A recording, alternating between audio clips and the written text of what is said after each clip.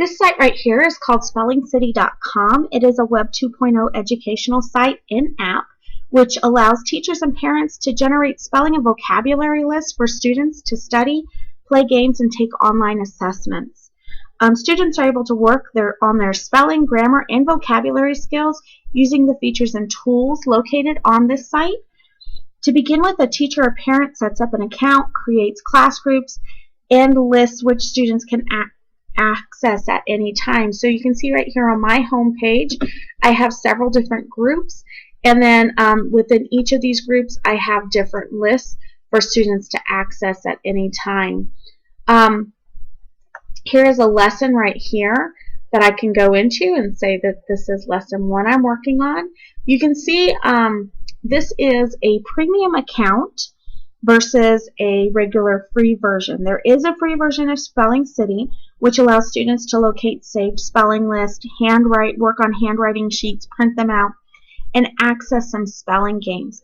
However, with the premium account, which is the cost of $49.99 a year, users can go ahead and access vocabulary section, writing features, language arts activities, flashcards, spelling and vocabulary review lists, student progress monitoring, spelling and vocabulary assessments, and over 30 games. So you can see on here with the premium activities, I'm able to take the assessments. I can play a game on my list. I can do Teach Me, which is going to recite the words to me. I can create flashcards, print lists, handwriting worksheets, edit the list, etc. So there's a lot more that I can do with the premium. And a premium account covers an account for the teacher and then up to 25 students for that account. Once a teacher generates a list of spelling and vocabulary words, there are several options that you get to do. If I said edit list right here, I do have the option of coming in and selecting which definition, which sentence I want to go with each word. If I really don't like any of the ones that they've provided, I can create and click right here to say add my own definition. And then once I'm done selecting, I say I'm finished. And that's going to create a list for my class.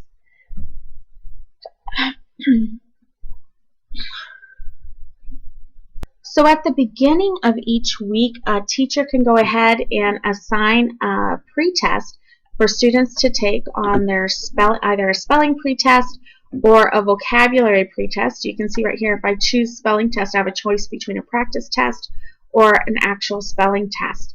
Once you take the practice test, the teacher can go on in and access the student's results under test results. And the teacher can go ahead and use this information. Perhaps if a student already received 100%, they don't need to go ahead and take the summative assessment. They're already showing mastery of this particular skill. Or else, if the student scored really low, you may take this information and get a determination of which students need some small group instruction or else are going to need some extra interventions throughout the week in order to help them be successful on their list. That also takes me to students with IEPs. You're able to go ahead and create, you can see right here, there are some other lists that you can create. In the past, I've created modified spelling lists for students with IEPs where they could go on into their group and access the list that we're working on, but they've been modified. I have fewer words within their spelling list, etc., in order to help out with those students and assess those students with IEPs. Also, as formative assessments, throughout the week, the teacher can go ahead and create assignments for students to complete. That's not just for the final summative or pre-testing for students, but you can go ahead and create assignments, and you can see I had a lesson 1 assignment. I assigned it to one student, and that one student has completed it. That one student is myself. I can go on in here and actually see what did that one student do. It took them 5 minutes to complete the word search, 1 minute to complete the match it definitions. There are no scores here because these two activities are not ones that you necessarily get scored for. It's just a matter of completing them in a timely manner. The Spelling City program also allows teachers to track student progress by monitoring their activities throughout the week. I can go ahead in here and I can see how often my students have accessed the site, what they have been doing when they've accessed the site, how they have been working or what achievements they've made while they've been working on the site. And so it really allows me to progress monitor them. It also allows me to see what students are not going onto the site and using the resources that are available. A new feature that they have on Spelling City this year is being able to do review lists, which I think is actually pretty cool. After students have taken assessments for, let's say, 4 or 5 lists that you've created, you can go on and create individual or class review lists on those 4 or 5 selected lessons. And then if you do an individual review list, what will happen is Spelling City will go back and those assessments, see what words they missed, and those will come up on their review list. So it's individualized for each student rather than the entire class. The actual spelling test and vocabulary test in Spelling City are great. If I clicked here for spelling test, let me show you what happens when a spelling test comes up. I'm going to skip the login and just take the test. Get ready for the test. Don't peek at your list. Begin. Mower. The lawnmower cuts our grass very evenly.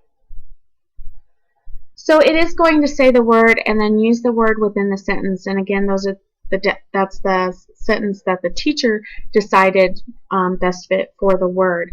If the student didn't hear the word, you can click say it, the lawnmower cuts our grass. Or sentence as often as you need. It's not a time test, so it takes away the anxiety that many students feel during assessments and during spelling tests. Once the student is finished, they check their spelling words and then they say, check me. It's going to give them immediate feedback and let them know what the results are. The same thing's true with the vocabulary test.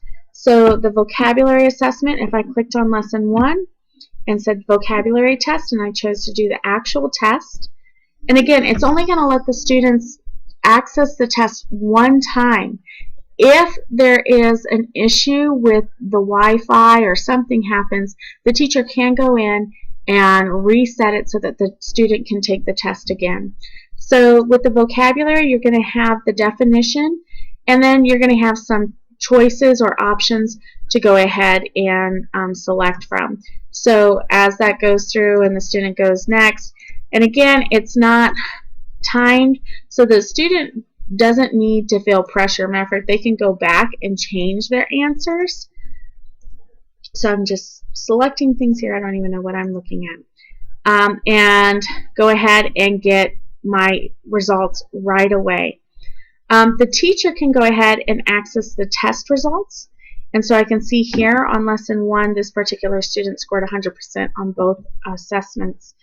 The other really neat thing is I can go ahead and print off a class test report, or I can print off spelling report for each student, vocabulary report for each student to send home, and that list is going to show every word they got correct and every word they got incorrect, how they spelled it, and then how it's supposed to be spelled.